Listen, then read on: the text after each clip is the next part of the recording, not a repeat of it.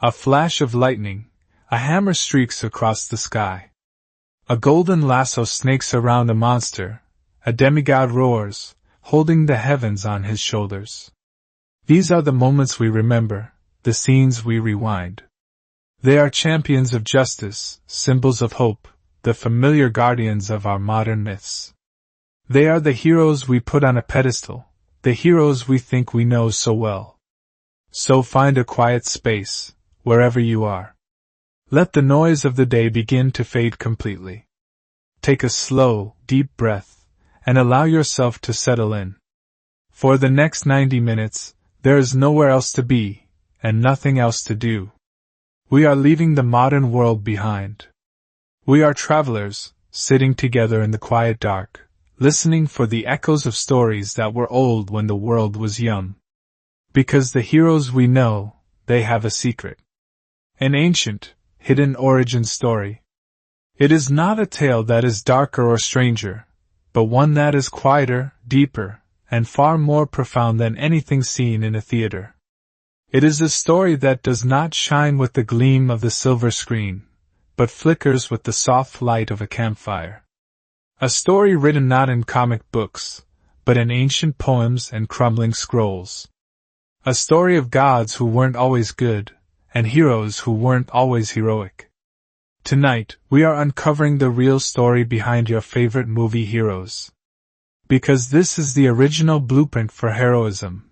A story whispered not in Hollywood, but in the embers of ancient fires.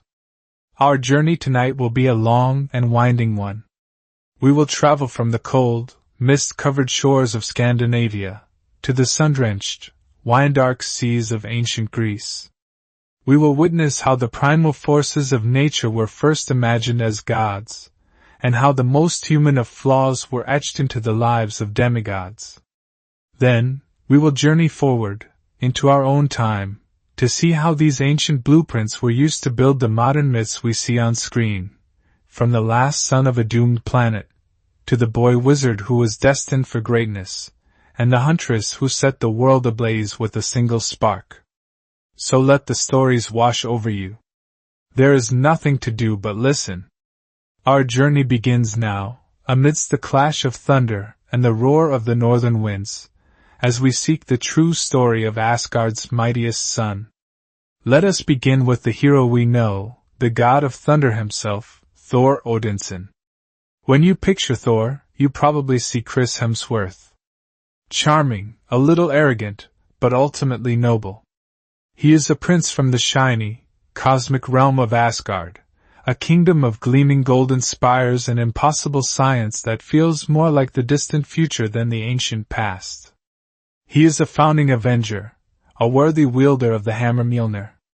His story, as we have been told it, is one of growth. He is cast out of Asgard for his arrogance, for being a hothead, and he learns humility on Earth. He proves he is worthy by becoming a selfless protector of the weak. He fights alongside Captain America, trades quips with Iron Man, and his biggest problems usually involve his mischievous, misunderstood brother, Loki. He is, in every sense of the word, a superhero. He is predictably good, reliably heroic, a safe and comforting champion. But what if I told you that the Thor you know is only half the story? A polished reflection of a much older, wilder figure? What if the real god of thunder wasn't a sanitized superhero, but a loud, hot-tempered, and frankly terrifying force of nature? What if the original story is infinitely more brutal, more complex, and far more human?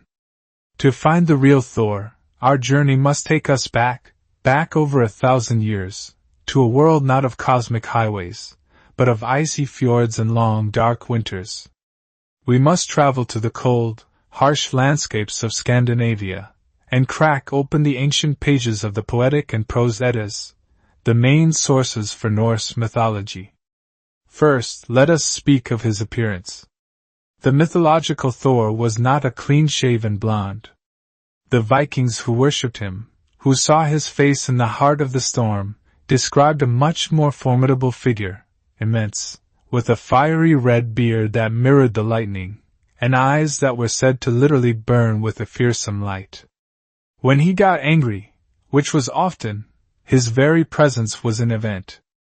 Imagine him in a smoky Viking mead hall, his shadow dancing on the walls, the air around him crackling with energy. This wasn't the charming prince you'd invite to brunch. This was the storm you'd pray would pass over your village. His personality was just as fierce. The Thor of myth wasn't worried about being worthy. His main job wasn't to learn a lesson. It was to be the hammer-swinging protector of Midgard, our world, against the Jotnar, the giants of frost and rock who represented the forces of chaos. He wasn't a diplomat. He was a warrior, and his solution to nearly any problem was to smash it with his hammer. He had legendary fits of rage and an endless appetite for food and mead. There is a story that he once drank so deeply from a horn that he partially drained the oceans themselves. You will find little of the witty avenger in this ancient god. He was a thunderstorm in human form, powerful and essential for life, but totally untamable and incredibly dangerous. And while he did have Mjolnir, his legendary hammer, he had other gear the movies forgot. He wore Mockingjay, a belt of power that literally doubled his already incredible strength, making him a force capable of wrestling with creation itself. He also needed a pair of iron gauntlets, Jarngraper, just to handle the raw, cosmic power of his hammer, as if holding a star in his hand. And speaking of the hammer, the reason it had a short handle was because Loki, disguised as a fly, bit the dwarf who was forging it at a crucial moment, a detail the movies conveniently left out. But perhaps the biggest change is his family. Sure, Odin was his father, but their relationship wasn't the central drama we see on screen. And Loki? Loki was absolutely not his brother. He wasn't adopted, and he wasn't a rival for the throne. In the myths, Loki is the son of giants who becomes the blood brother of Odin himself, a sacred and unbreakable oath. This, in a way, makes him Thor's uncle. Their relationship was complicated. They would go on adventures together, but Loki was always the trickster, usually getting Thor into some horrible mess that only Thor's brute strength or Loki's cunning could fix. Thor also had his own family, a wife, the golden-haired goddess Sif, and 3 children, 2 sons, Magni, whose name means mighty, and Modi, whose name means wrath, and a daughter, Thrud, whose name means strength. They were the quiet heart of the storm, the anchor to his violent existence, and they were all fated to inherit his hammer after he died. The adventures of the mythological Thor were also far stranger and more revealing. In one famous story, a giant named Arweimar steals Mjolnir and demands to marry the beautiful goddess Freya as ransom. Freya, obviously, is furious at the suggestion. So, on the advice of the god Heimdall, Thor, the ultimate symbol of Viking manliness, must dress up as Freya to get it back. We're talking a wedding dress, a veil, jewels, the whole humiliating ordeal. Loki goes with him, disguised as his handmaiden, no doubt enjoying every moment of the thunder god's discomfort. At the wedding feast, Thor almost blows his cover by eating an entire ox, 8 whole salmon, and drinking 3 barrels of mead. The giant is stunned. But Loki, ever the quick thinker, covers for him, explaining with a sly grin that Freya was just so excited for the wedding that she hadn't eaten for a week. When the giant finally brings out the hammer to bless their marriage, Thor's hand closes around the handle. He rips off his veil, and in a fit of righteous fury, slaughters every single giant in the hall. It shows he's not just ferocious, but he's willing to do anything, no matter how embarrassing, to fulfill his duty. Another story shows his sheer, world-breaking power. Thor goes on a fishing trip with the giant Hymir, but he's secretly hunting the biggest catch of all. He rows the boat far out into the ocean, beyond where any mortal would dare to sail, using the head of Hymir's prize ox for bait. Suddenly, something takes the line with a force that shakes the foundations of the world. It is Jormungandr, the Midgard serpent, the colossal snake that encircles the entire world. Thor pulls so hard his feet crash through the bottom of the boat, and plant themselves on the ocean floor. He hauls the monster's venom-dripping head out of the water, and the two ancient enemies stare each other down, a moment outside of time. The serpent dripping poison, Thor's eyes blazing with lightning. He raises Mjolnir for the final blow, but the terrified Heimer cuts the line, and the serpent sinks back into the sea. This isn't just a fishing story. It's Thor being so strong he can physically wrestle a world-ending monster out of the ocean. His ultimate fate is also completely different. There's no flying off with the Guardians of the Galaxy. Thor's end is already written, a grim prophecy he cannot escape. During Ragnarok, the twilight of the gods, he will finally face Jormungandr again. Amidst a world of fire and flood, he kills the serpent, but the dying monster covers him in so much venom that he can only take 9 steps before he falls down dead. It is a tragic, unavoidable destiny. He dies saving the world, but he still dies. His end isn't a victory lap, it's a grim, heroic sacrifice, the final, thunderous exhalation of the storm. It is a reminder that in the Norse world, even for the gods, courage was not about winning, but about facing your doom with your head held high. So, let us look at the two tales. The MCU Thor is a Hollywood heartthrob. He is a noble, witty superhero on a journey of self-discovery. His main conflict is with his adopted brother, Loki. His weapon, Mjolnir, only works if he is worthy. His purpose is to save a city and help defeat a cosmic tyrant. His arc is about becoming a better man. The mythological Thor is a fearsome, red-bearded warrior. He is a hot-headed, feasting, giant-slaying force of nature just trying to protect humanity. His main frenemy is his uncle figure, Loki, and he is also a husband and father. His weapons are Mjolnir, a strength-doubling belt, and iron gloves. His greatest feats include almost pulling the world serpent from the sea and slaughtering giants, while dressed as a bride. His arc isn't about learning, it's about being a divine protector until his fated, tragic death. The hero in the theater is an adaptation, a softening of a much harder, more primal figure. The movies gave us a hero to cheer for. The myths gave us a god we would fear, respect, and thank our lucky stars was on our side. And so, the storm passes, and the story of the Norse god of thunder comes to its fated end. But our journey is far from over. We leave the cold lands of the north, and travel south, to a world of sun, wine, and marble, to uncover the story of a hero whose name is known across the world, but whose true, tragic tale is buried under the weight of a cartoon fantasy. Let's leave the Norse lands and head to sunny ancient Greece. When I say Hercules, what comes to mind? For millions of us, it's the 1997 Disney movie. We hear the soaring gospel music, we see the vibrant, cheerful colors of Thebes. We remember the lanky, lovable Zero who becomes a hero. The son of Zeus, snatched from Olympus by bumbling demons and raised by mortals. He feels like he doesn't belong, a clumsy outcast with a strength he can't control, accidentally destroying the village marketplace in his youthful exuberance. He finds out he's a god, and goes on a quest to become a true hero, to get back to Mount Olympus. He trains with a wisecracking satyr, fights cool, stylized monsters, and falls for the sharp-witted Megara. In the end, he learns a true hero is measured not by the size of his strength, but by the strength of his heart. It's a heartwarming, inspiring story about finding where you belong.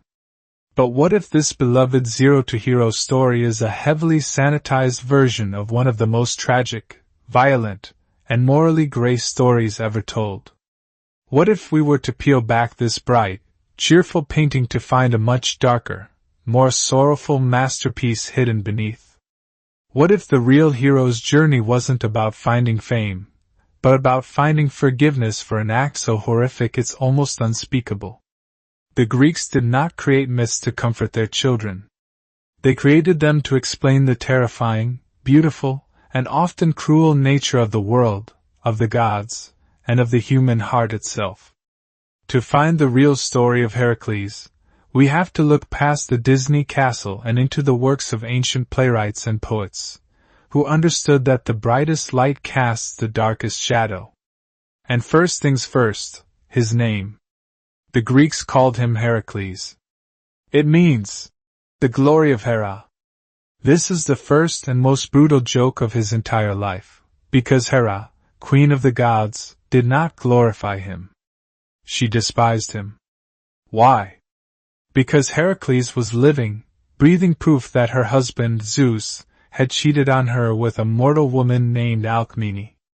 Hercules is the Roman name that stuck, but his original Greek name holds the key to his tragic life. It is a name given in a desperate, failed attempt to appease the vengeful goddess who would be his tormentor for his entire life. Every time his name was spoken, it was a reminder of Hera's humiliation, and a fresh spark for her divine rage. Hera's hatred started before he could even walk. She sent 2 giant snakes to his crib to kill him and his twin brother. But as the serpents slithered over the edge of the crib, their scales glistening in the lamplight, the infant Heracles just gurgled with delight.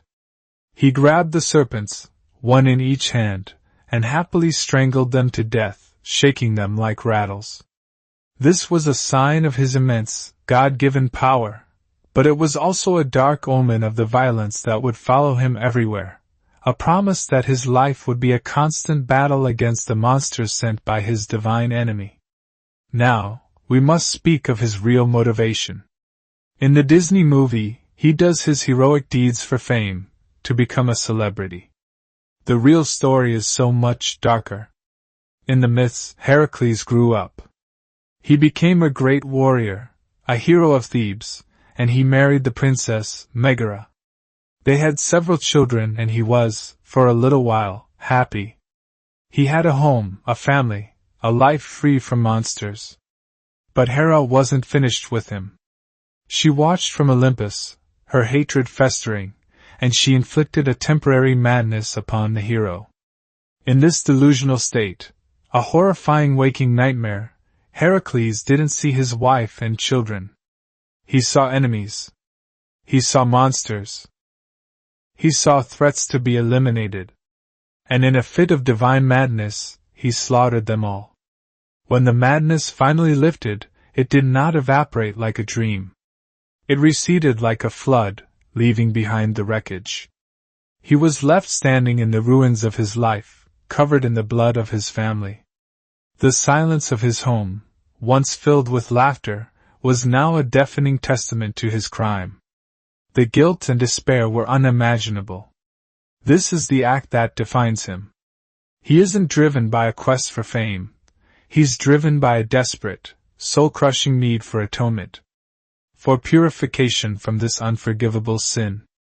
Desperate, he went to the oracle at Delphi, who told him to serve his cousin, the cowardly king Eurystheus, for 12 years and perform whatever labors the king gave him. Only then might he be cleansed. That is the origin of the famous 12 labors. They weren't a celebrity-making montage. They were a punishment. A brutal sentence for murdering his family. And these labors were not G-rated monster of the week battles. They were savage and grotesque. Take the Nemean lion. Its golden fur was impervious to all weapons. Arrows just bounced off its hide with a useless clatter. So Heracles cornered the beast in a cave, blocking one entrance, and strangled it to death with his bare hands in the suffocating dark. To skin it, he had to use the only thing sharp enough, the lion's own claw. He then wore its hide as armor, a constant, heavy reminder of his first penance. Or the Lernaean hydra, a venomous serpent in a foul swamp. For every head he cut off, 2 more grew back, hissing and spitting. He couldn't do it alone. He had his nephew Iolaus help. As Heracles sliced off heads, Iolaus would burn the stumps with the torch, the searing flame and stench of burnt flesh filling the air. Finally, Heracles buried the immortal head under a huge boulder. Then, in a move that would seal his own fate, he dipped his arrows in the Hydra's toxic blood, creating a biological weapon he'd use for the rest of his violent life. But not all labors were about brute force. The 5th was to clean the Augean stables, which housed thousands of cattle and hadn't been cleaned in 30 years. It was meant to be a humiliating, impossible task. But Heracles didn't grab a shovel. He used his brain. He rerouted 2 entire rivers, the Alpheus and the Peneus, to flow right through the stables, the roaring torrent washing them clean in a single day. His labors took him to the edge of the world. He had to capture the Cretan bull, a creature of immense power. He had to steal the man-eating mares of Diomedes. He traveled to the garden at the world's end, where he met the Titan Atlas holding up the sky. Heracles offered to take the weight for a bit if Atlas would grab some golden apples for him. Atlas agreed, but upon returning, decided he didn't want the crushing job back. Heracles had to think fast. He pretended to agree, but asked Atlas to just take the sky back for 1 second so he could adjust his cloak. The foolish Titan agreed, and Heracles grabbed the apples and simply walked away, leaving the Titan to his eternal burden. His life after the labors was no less tragic. The purification he sought never truly brought him peace. He had countless affairs and got into endless battles. Even his death was agonizing, a final, cruel twist of fate. It came from a poisoned gift from his own wife, Deianira. She'd been tricked by a dying centaur Heracles had shot with one of his hydra-poisoned arrows. The centaur told her his blood was a love potion. Years later, fearing Heracles was losing interest, she smeared the blood on a cloak and gave it to him. But it was poison, made worse by the hydra's venom. The cloak clung to his skin and burned him alive. The pain was so unbearable that he built his own funeral pyre on Mount Oeta and threw himself on it. He did eventually ascend to Olympus, but only after an end of unimaginable suffering. So, let's check the tail of the tape for the hero of Greece. Disney's Hercules, his motivation? To be famous and find where he belongs. His villain is a fast-talking, funny Hades. His labors are a fun training montage. His relationship with Megara is a classic romance with a happy ending. He's a lovable goofball who becomes a true hero. The mythological Heracles, his motivation? To atone for murdering his wife and children in a fit of madness. His true villain is the goddess Hera, and his own uncontrollable rage. His labors are a 12-year, brutal penance for his sins. His relationship with Megara? He marries her, and then murders her. He is a deeply flawed, terrifyingly strong, and profoundly tragic figure whose life is a cycle of violence and suffering. The story you know is a fable about achieving your dreams. The original myth is a horrifying tragedy about living with your nightmares. The life of Heracles is a somber reminder that in the ancient world, heroism and tragedy were often 2 sides of the same coin. A hero's strength was not just a gift, but a terrible burden. Now we leave the world of men and demigods, and journey to a hidden island, a paradise of warrior women, to explore a hero who was not born of tragedy, but crafted from an idea, a modern myth built from the spare parts of ancient legends. Our journey now takes us from the land and into the vast, uncharted territory of the ocean. And when we think of a hero of the deep, one name comes to mind, Aquaman. Arthur Curry, as portrayed in the recent films, is a figure caught between 2 worlds. The son of a humble lighthouse keeper, and the queen of the lost city of Atlantis.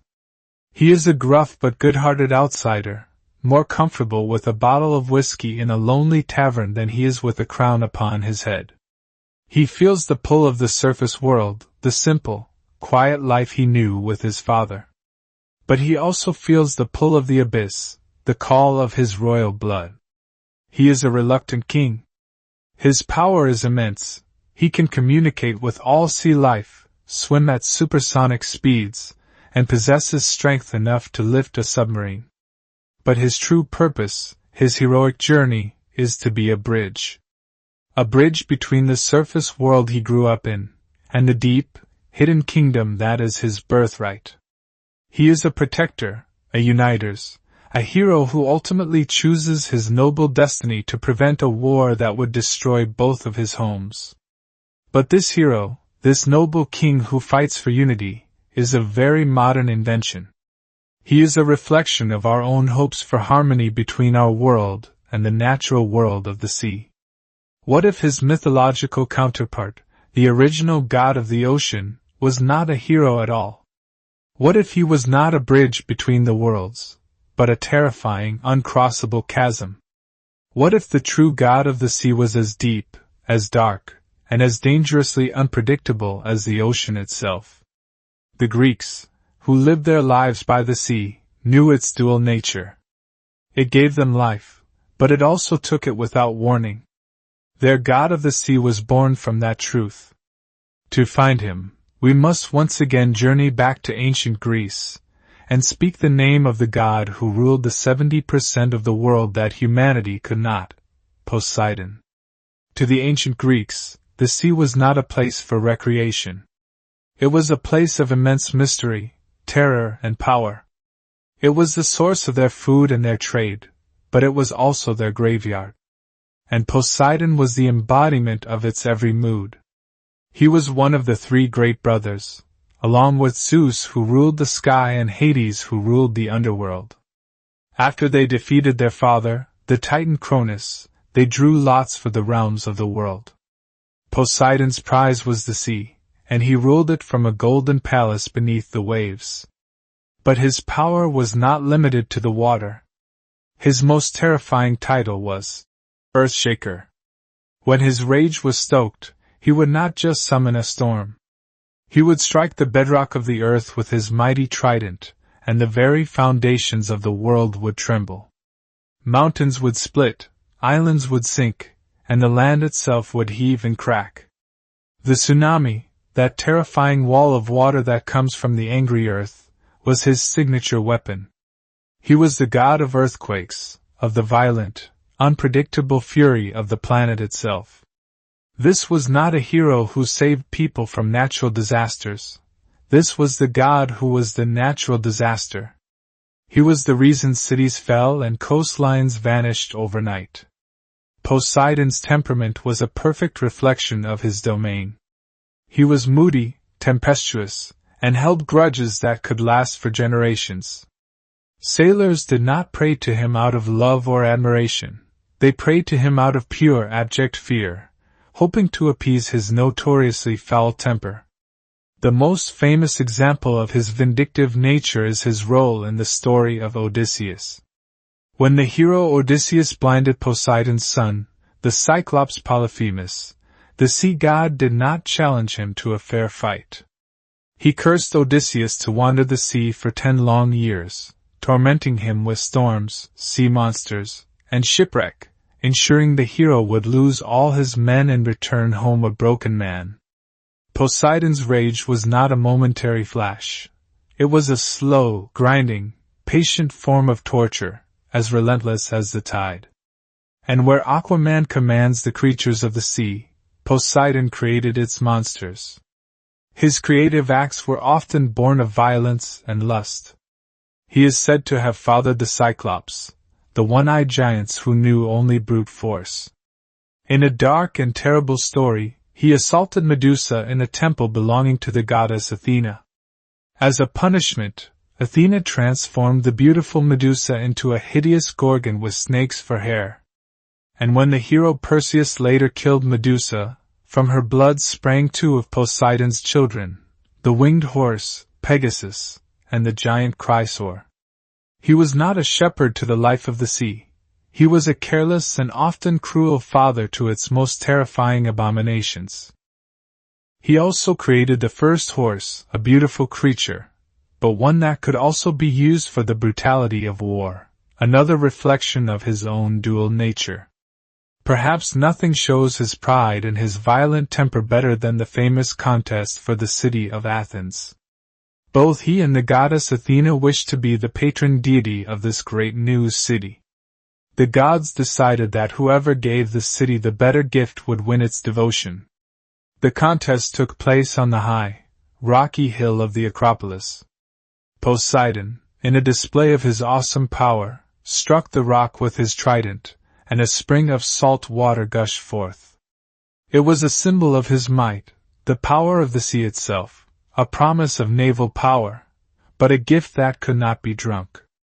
Athena, in contrast, simply touched the earth with her spear, and from it grew the first olive tree. A symbol of peace, sustenance, and prosperity. It offered food, oil, and wood. The people of Athens, and the gods themselves, judged Athena's gift to be the greater one. The olive tree was a gift for the people. The salt water spring was a gift only to the ego of the god. Poseidon was not a gracious loser. In a fit of furious rage at being rejected, he flooded the entire plain of Attica, punishing the very people he had wished to be his followers. He did not care for their well-being, only for their worship. His love was conditional, and his anger was absolute. So, let us bring the two sea kings to the surface for a final look. The familiar hero, Arthur Curry, is a reluctant king. He is a protector, a uniters, a bridge between the land and the sea. His primary motivation is to save both of his homes from the folly of war, and to protect the innocent. He learns to embrace his destiny for the good of others. His power is a tool for heroism. The mythological god, Poseidon, is a primal force of nature. He is a moody, violent, and unpredictable tyrant. His primary motivations are his own pride, his lust, and his capacity for holding epic, destructive grudges. He is a creator of monsters and a personification of natural disasters. He demands worship and offers destruction when he is denied it. His power is a weapon of terror. The hero of the movies is a king we would want to follow. The god of the myths is a king we would be terrified to disobey. We leave the raw, untamable power of the old gods, the personifications of the storm and the sea, and turn our gaze to a different kind of hero. A hero who was not born of myth, but was carefully and brilliantly built from it. We journey now to a hidden island, a paradise of warrior women, to explore an icon whose very existence is a modern masterpiece, crafted from the spare parts of ancient legends. Now for the third pillar of DC's Trinity, a global icon of strength and compassion, Wonder Woman. Diana of Themyscira, princess of the Amazons. Her home is a paradise island, hidden from the world of men by a veil of magic. It is a world of pristine white marble temples that gleam in the sun, lush green gardens where fountains whisper ancient secrets, and waterfalls that cascade into crystal-clear lagoons. Here, a race of immortal warrior women live in perfect harmony, honing their bodies and minds, far from the chaos and corruption of the outside world. They are scholars, athletes, and artisans, living a life of purpose and peace. In her classic origin, Diana was sculpted from clay by her mother, Queen Hippolyta, and given life by the Greek gods themselves, a child born not of passion, but of a mother's prayer. In more recent versions, she is the demigod daughter of Hippolyta and Zeus. But in all versions, her mission is peace. When a pilot, Steve Trevor, crashes on her shores, she learns of a great war raging in the world beyond. Believing it to be the work of the war god Ares, she leaves her paradise home, armed with her lasso of truth and a profound belief that love can save humanity. She is a warrior, yes, one of the most skilled in the world. But she is also a diplomat. a beacon of hope, who believes that compassion is the truest form of strength. But what if I told you that Wonder Woman, as we know her, does not exist in the original Greek myths? What if we were to search the ancient texts for her name, and find only silence? What if the island of Themyscira is not on any ancient map? What if the peaceful, loving Amazons of her home are a modern invention, hiding the fact that the ancient Amazons were feared, militaristic warriors who were usually the enemies of the Greek heroes? What if her entire character is a modern mashup, a beautiful and necessary idea, brilliantly crafted from the spare parts of ancient legends? Unlike Thor and Heracles, who were ancient figures adapted for a modern audience, Wonder Woman is a modern figure built from ancient materials. She isn't a direct adaptation. She is a brilliant 20th century invention. To find her roots, we must become archaeologists of myth, and see how she was pieced together. First, we must speak of the Amazons of Greek myth. They were not a society dedicated to world peace. They were a fierce, independent, and warlike nation of women living on the edge of the known world, a place the Greeks called Scythia. They were the ultimate other, a society that flipped Greek patriarchal norms on their head. In their world, women were the rulers, the warriors, the hunters. Men were either tolerated for procreation, or the male infants were sent away or killed. They were said to be master horsewomen and archers, so devoted to the bow that they would sear one breast to allow for a cleaner draw of the string. To the men of ancient Greece, they were a source of both terror and fascination, a nightmare of a world turned upside down. And far from being allies, they were often antagonists to the Greek heroes. The ninth labor of Heracles, the very hero we just explored, was to steal the golden girdle of the Amazon queen, Hippolyta. In some versions she is impressed by his might and offers it willingly, but a disguised Hera spreads a rumor that Heracles is there to abduct the queen, inciting a battle. In the ensuing chaos, Heracles kills Hippolyta and takes the girdle by force. Another famous Amazon queen, Penthesilea, fought for Troy in the Trojan War. She was a fearsome warrior, a daughter of Ares himself, who cut down many Greek soldiers. But she was ultimately killed by Achilles. The story goes that as he removed her helmet, he was so struck by her beauty that he fell in love with her in the very moment she died, a moment of profound tragedy and regret. The message in these stories was clear: these women were formidable, but fated to be defeated by the heroes of the Greek world. If the Amazons of myth were her enemies, then where did Diana's spirit come from? It was cherry-picked from the most powerful goddesses on Mount Olympus. Her tactical skill and wisdom come from Athena, the goddess of wisdom and warfare strategy.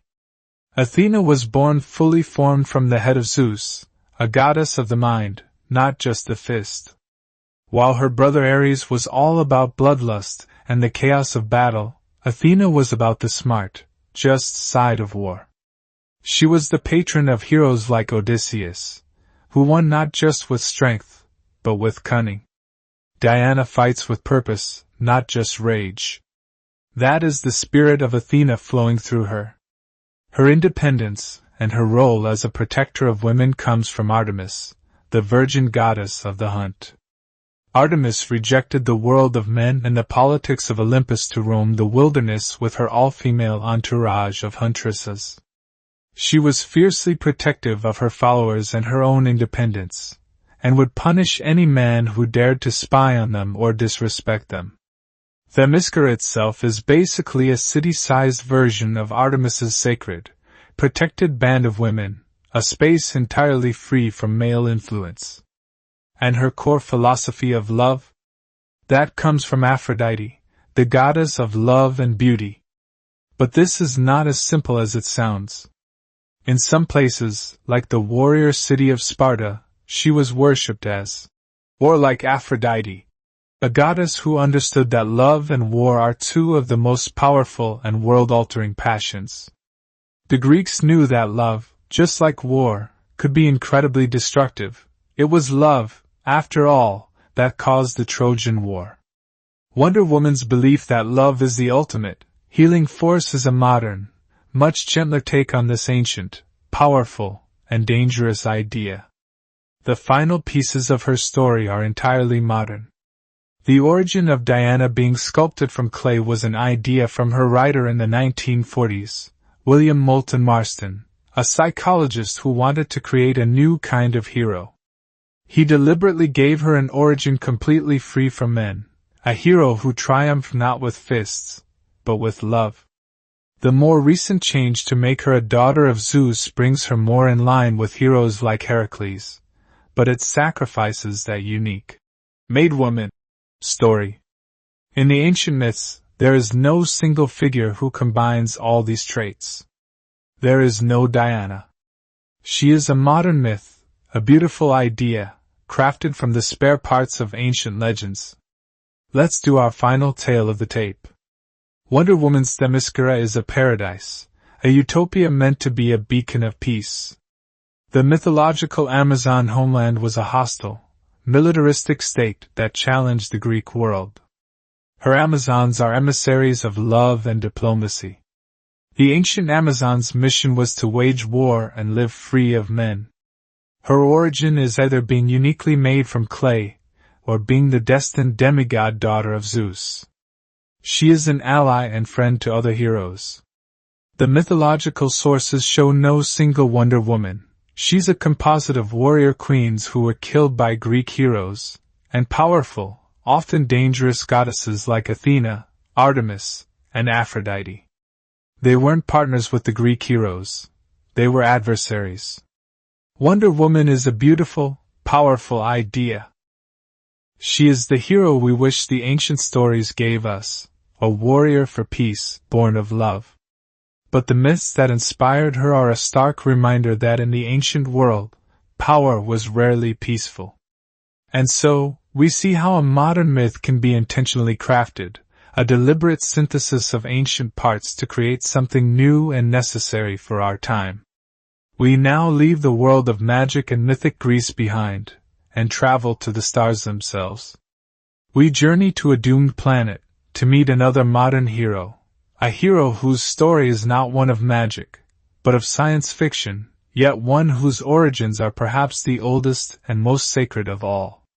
He is perhaps the most recognizable fictional character on Earth. A blue suit, a red cape, a symbol of hope emblazoned on his chest. Superman. His story is the cornerstone of the superhero genre, a tale of science fiction and Americana. We know it by heart. On the distant, dying planet of Krypton, a brilliant scientist named Jor-El and his wife Lara place their infant son, Kal-El, into a small rocket and send him to the stars, a lone survivor of a planetary apocalypse. His ship crash lands in a field in Smallville, Kansas, where he is found and raised by the kind and loving Jonathan and Martha Kentucky. They name him Clark. As he grows, he discovers he is different. The light of Earth's yellow sun grants him incredible powers, flight, super strength, heat vision, invulnerability. He is a god living among mortals. Guided by the strong moral compass instilled in him by his adoptive parents, he becomes a symbol of truth and justice, a selfless protector of the innocent. He is an alien, an immigrant from a dead world, who embraces humanity as his own and dedicates his life to its protection. This is a story of science fiction, of aliens and spaceships and yellow sun radiation. But what if it isn't? What if this modern myth, which gave birth to the entire superhero universe, is not new at all? What if its creators, Jerry Siegel and Joe Shuster, two young Jewish men writing in the 1930s, reached deep into the oldest and most sacred stories of their own heritage to build their hero? What if this science fiction story is actually a powerful retelling of ancient religious and mythological archetypes that have resonated with humanity for thousands of years? To find the true origins of the Man of Steel, we don't need a telescope to look at the stars. we need to look into the pages of our most ancient and sacred texts. Let us begin with the most direct and powerful parallel. The story of Moses. In the book of Exodus, the Hebrew people are enslaved in Egypt, and the Pharaoh, fearing their growing numbers, decrees that every newborn Hebrew son must be killed. A desperate mother places her infant son in a waterproof basket, a small ark of reeds, and sets him adrift on the river Nile, praying for his survival. The child is found by the Pharaoh's own daughter, who raises him as a prince of Egypt, his true heritage hidden. This child, Moses, eventually discovers his identity, and is chosen by God to lead his people out of bondage and into the Promised Land. Now, look at the story of Superman. A world Krypton is doomed. A powerful ruler, the planet itself, decrees death for all its children.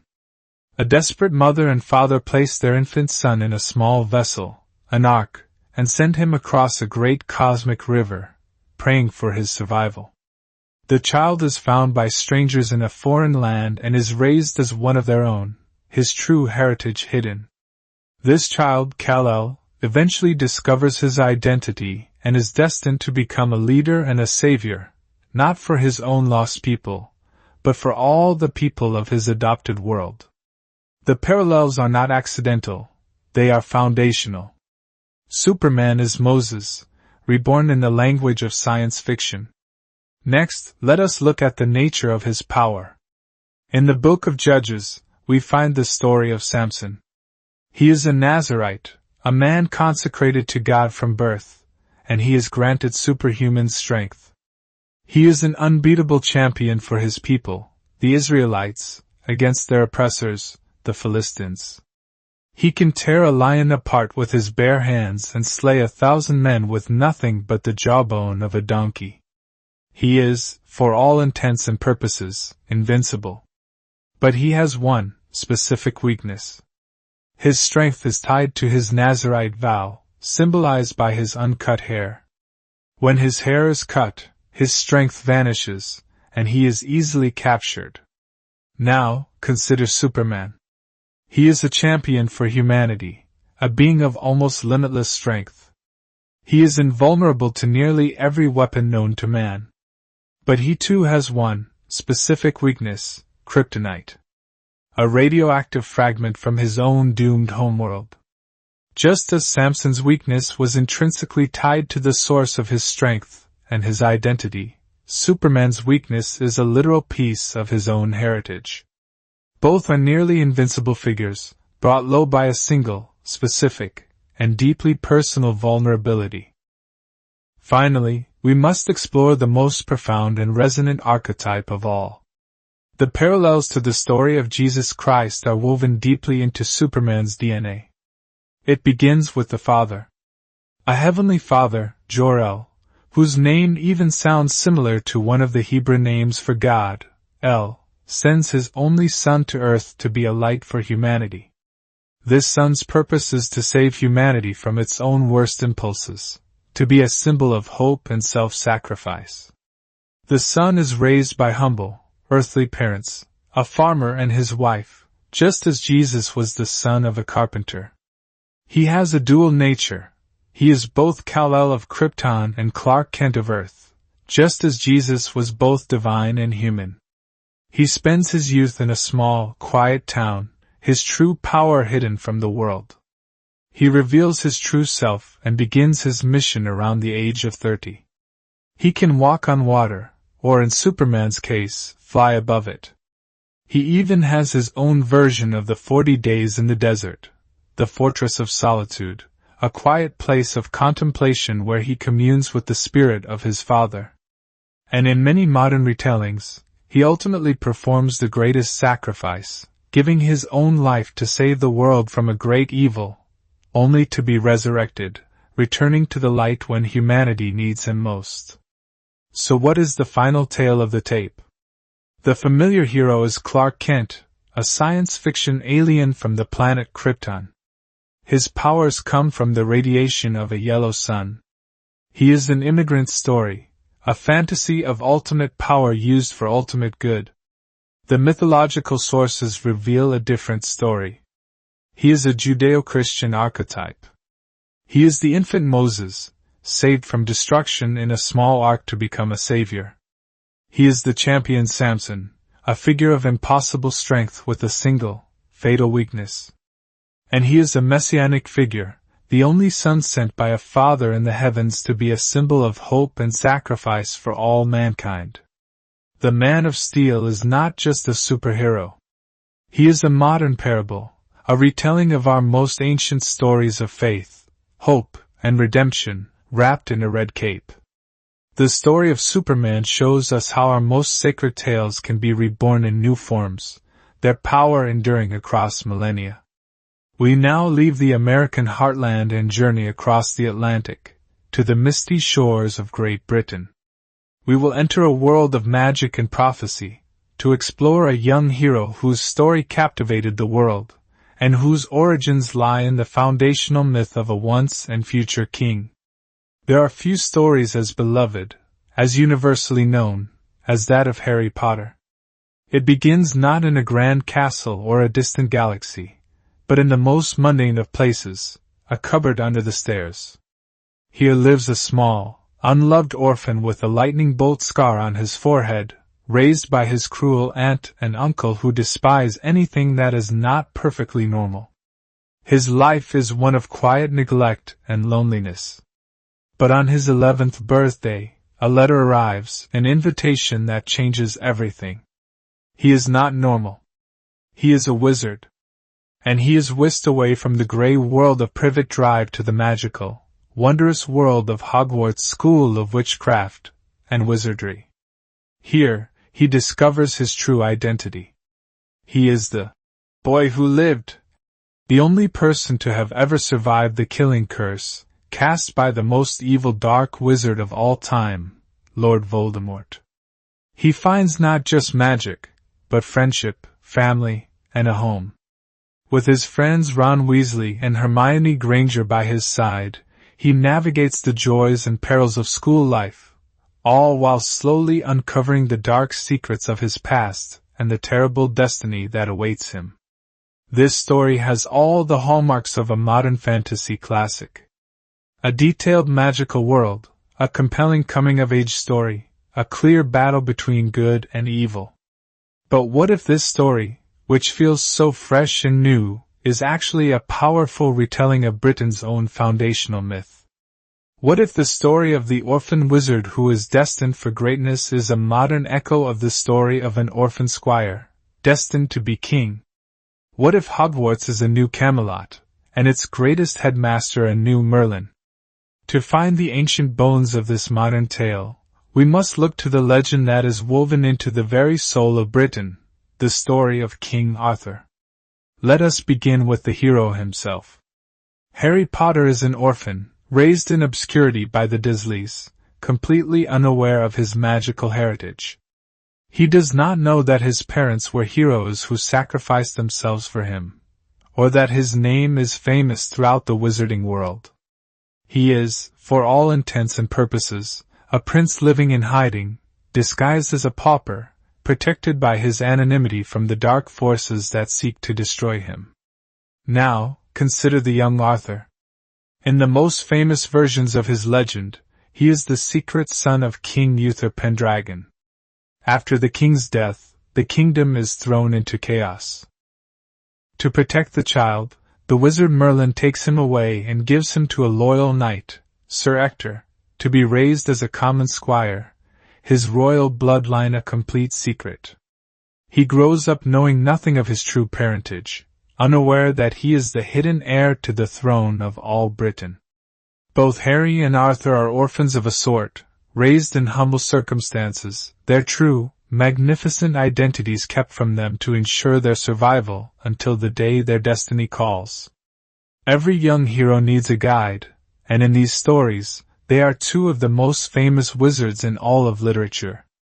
Harry has Albus Dumbledore, the powerful, wise, and often frustratingly cryptic headmaster of Hogwarts. Dumbledore is the only wizard Voldemort ever feared. He protects Harry, guides him with riddles and carefully chosen words, and slowly prepares him for his final confrontation with the Dark Lord.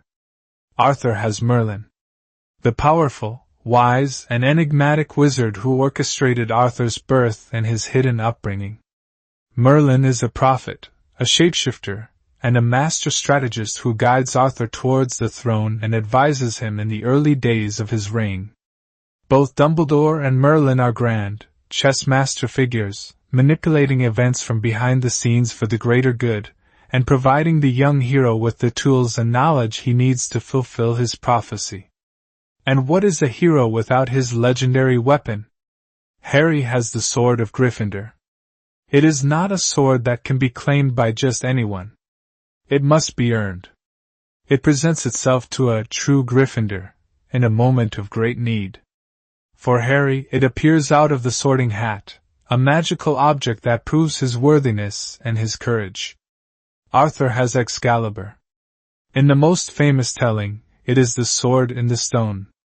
It cannot be moved by the strongest knights in the land. It can only be drawn by the one true king. When Arthur, a lowly squire, pulls it free, it is an undeniable sign of his birthright and his destiny. Both are magical blades that serve as a symbol of the hero's innate worthiness, a weapon that chooses them, not the other way around. The hero is often defined by his villain. Harry's nemesis is Lord Voldemort, a dark sorcerer obsessed with blood purity and achieving immortality. He is a twisted reflection of Harry, another orphan who attended Hogwarts, but who chose a path of hatred and fear. Their connection is deep and personal, symbolized by the twin cores of their wands and the scar on Harry's forehead. Arthur's great nemesis is also a dark, magical figure born from his own family. In many legends this is his half-sister, the sorceress Morgan Le Fay, who constantly plots his downfall. And ultimately it is Mordred, his illegitimate son or nephew, who is prophesied to destroy Arthur and his kingdom. In both stories, the conflict is not just good versus evil, it is a deeply personal, almost familial struggle against a dark reflection of the hero himself. But no hero can succeed alone. Harry is supported by his own Round Table, his loyal friends Ron and Hermione, the Weasley family, and the Fellowship of Wizards known as the Order of the Phoenix. Arthur is, of course, supported by his Knights of the Round Table, a fellowship of the greatest knights in the land, sworn to an oath of chivalry and loyalty to their king and each other. The table itself is a symbol of their equality and unity. Both Harry and Arthur lead a fellowship of loyal companions, bound by a shared code of honor and a mission to defeat a great evil. So, let us do our final tale of the tape for the boy who lived. The familiar hero is Harry Potter, a modern orphan wizard. He is a student at a magical school, and his story is a beloved coming-of-age fantasy about friendship, courage, and the choices we make. The mythological archetype is King Arthur, the foundational hero of British legend. He is the hidden king, the ward of a wise wizard, the wielder of a destined sword, and the leader of a noble fellowship. His story is a national myth about destiny, chivalry, and the dream of a golden age. The story of Harry Potter is not just a fantasy. It is a powerful and brilliant recycling of the Arthurian monomyth, proving that the ancient story of the hidden king, waiting for his moment to rise and lead his people against the darkness, is a story that will never lose its power. From the halls of Asgard to the peak of Mount Olympus, from the depths of Atlantis to the hidden shores of Themyscira, from a doomed alien world to the magical corridors of Hogwarts, we have journeyed through myth and legend, both ancient and modern. We have seen how the stories of our heroes are retold and reborn, their core ideas echoing through the centuries. But what is this core idea?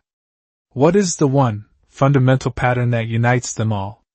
For our final chapter, we will look not at a single hero, but at the blueprint for all heroes.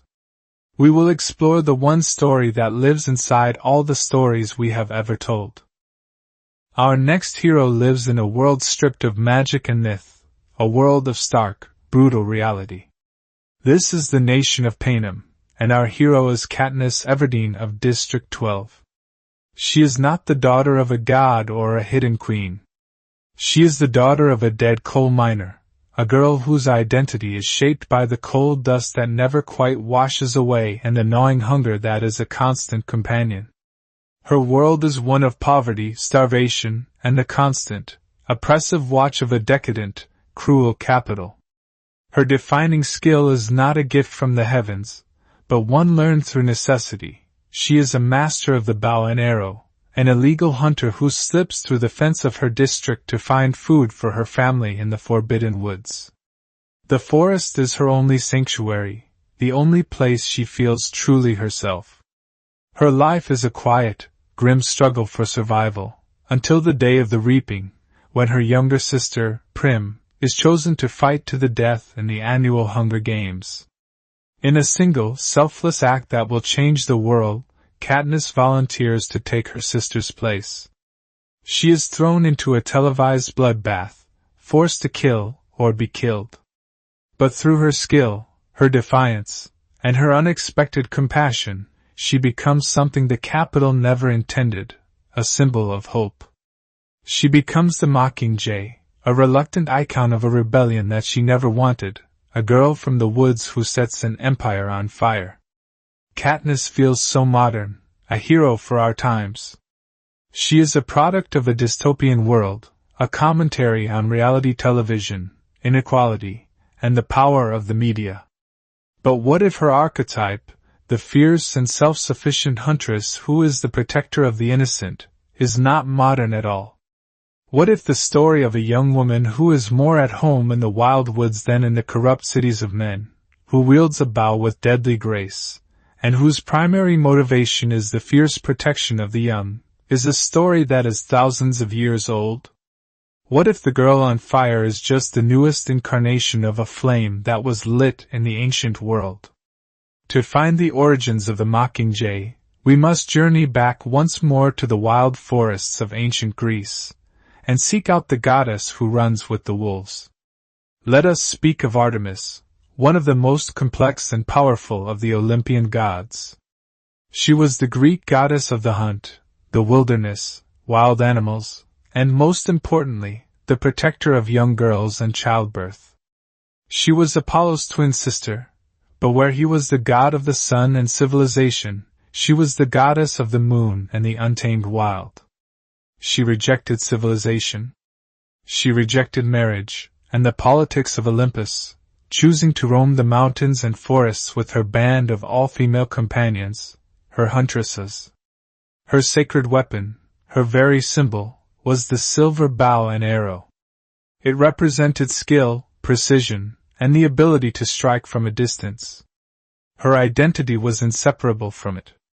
For Katniss, the bow is not just a tool, it is her one true talent, her source of confidence, her means of survival, and ultimately, her weapon of rebellion.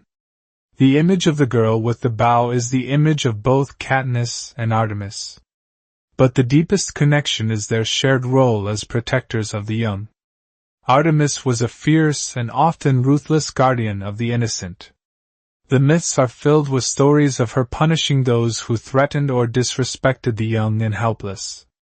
When the hunter Actaeon stumbled upon her, and her nymphs bathing, she did not forgive his trespass. She transformed him into a stag, and he was torn apart by his own hunting dogs. Her justice was swift and absolute. This is the absolute core of Katniss Everdeen's character. Her entire journey, her every action, is sparked by a single, primal instinct, to protect her sister, Prim. Her volunteering at the reaping is not an act of heroism for a cause. It is an act of love and protection for one innocent child. Throughout the story, it is the suffering of the innocent, like her young ally Rue, that fuels her rage against the capital. She is a reluctant political symbol, but she is a natural and ferocious protector. This is the very spirit of Artemis. And this archetype was not limited to the gods. The Greeks also told stories of mortal women who embodied this same wild spirit. The most famous was the huntress Atlanta. Like so many heroes, she was abandoned as an infant in the wilderness, left to die. But she was saved and nursed by a she-bear, and grew up to be a peerless huntress, a follower of Artemis herself. She proved her worth in the famous Caledonian boar hunt, a quest that had attracted the greatest male heroes of the age. Many of them scoffed at the presence of a woman. But it was Atlanta who was the first to wound the monstrous boar with her arrow, proving her skill was equal, if not superior, to any man there. This mirrors Katniss in the arena. She is underestimated by the larger, stronger, career tributes from the wealthy districts, but she outsurvives and outthinks them, her skill and her knowledge of the wild proving more valuable than their brute strength. Atlanta, like Katniss, also resisted the conventions forced upon her, agreeing only to marry a man who could beat her in a foot race, a test she knew almost no one could pass. She was a woman who refused to play by the rules of a society that sought to control her, just as Katniss defies the rules of the capital. So let us compare the tales. The familiar hero is Katniss Everdeen, the Mockingjay of Panem. She is a dystopian revolutionary, a master of the bow, whose skills were learned for survival. Her driving motivation is the protection of her sister. She is a reluctant leader, uncomfortable with the spotlight, who is most at home in the woods. She is a hero born of oppression, whose very existence is an act of defiance. The mythological archetypes are Artemis, the eternal goddess of the hunt, and Atlanta, the mortal heroine of the wild. They are figures of fierce independence, who reject the corrupt world of men and politics. They are masters of the bow, and above all, they are symbols of the untamed wild and the ferocious protection of the innocent. They are not born of oppression, but of freedom itself. Katniss Everdeen is a powerful modern incarnation of this ancient archetype. She proves that the story of the huntress, the girl who stands against a corrupt and powerful society to protect the ones she loves, is a story that is truly timeless.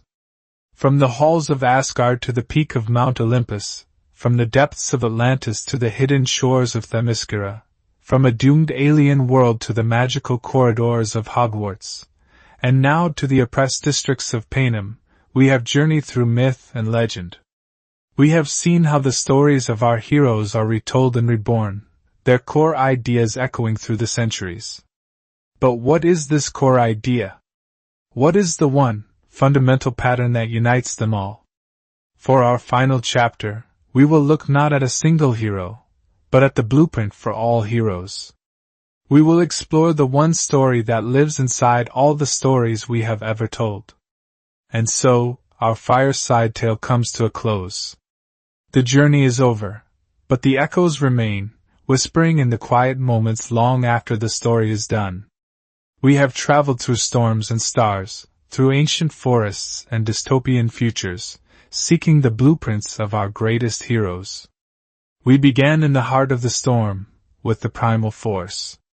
In the thunder of Thor's hammer, and the rage of Poseidon's sea, we felt the raw, untamable power of nature itself, a humbling reminder that some forces are simply beyond our control. We then walked the sun-scorched roads of Greece with the tragic sinner. In the heavy footsteps of Heracles, we learn that the brightest light casts the darkest shadow, and that sometimes a hero's journey is not about finding glory, but about a desperate, soul-crushing search for forgiveness. We saw how a new myth can be born with the modern composite, how Wonder Woman was carefully and brilliantly crafted from the best parts of ancient goddesses and warrior queens to become a new, necessary kind of hero for our time, a beacon of compassionate strength. We saw the enduring power of the Chosen One, the Hidden King, reborn in two different forms. In the alien child Superman, we found our most ancient religious archetypes, Moses, Samson, and the Christ figure, retold in the language of science fiction. And in the boy wizard Harry Potter, we found Britain's own foundational myth of King Arthur, waiting in a cupboard under the stairs, proving that the story of the hidden king who rises to save his people is a story we will always need to hear. And finally, in the grim districts of Panem, we felt the fierce, protective instinct of the protector. In Katniss Everdeen, we heard the echo of the ancient huntress, Artemis, a reminder that the most powerful heroic act is often the simple, selfless need to protect the ones we love. The costumes change. The names are different. The worlds are new. But the story, in its heart, remains the same. Why? Why are we so compelled to retell these stories, over and over again, in new and different clothes? Perhaps it is because these archetypes are not just stories we tell, but stories we live. We all feel the storm of anger, and the quiet need for forgiveness. We all hope that we can be a composite of the best parts of those we admire. We all feel, in our quietest moments, that there is something special inside of us, waiting to be called upon. And we all know the fierce, primal need to protect the people we love. These myths are not just entertainment. They are mirrors. They don't just show us heroes. They show us the hero within ourselves. The challenges we face may not be a Hydra or a Dark Lord, but the courage, the love, the sacrifice, and the hope required to face them are exactly the same. And so, the echo of these heroes will continue, long after the screen goes dark. The stories will be told again, in new ways, to new generations. And the one question that remains is, which hero's echo do you hear most clearly in yourself? Thank you for joining me on this journey. The comments are our own digital campfire, a place to share the stories that resonate with us. If you enjoyed this one, please share your thoughts below. And if you'd like to join us for more quiet journeys into the past, please subscribe and rest well.